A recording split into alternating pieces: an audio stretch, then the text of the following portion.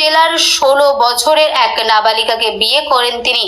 চলতি বছরের 10ই নভেম্বর পেট্রাপোল সীমান্ত লাগোয়া এলাকায় অবৈধভাবে ভারতে প্রবেশ করে ওই নাবালিকা। প্রথমে বাগদা থানা এলাকায় এক আত্মীয়র বাড়িতেই আশ্রয় নেয়। এনার নাম হলো বিশ্বজিৎ বাগচি। মিডিয়া মাধ্যমে জানা যাচ্ছে যে উনি একজন বিজেপির কর্মী।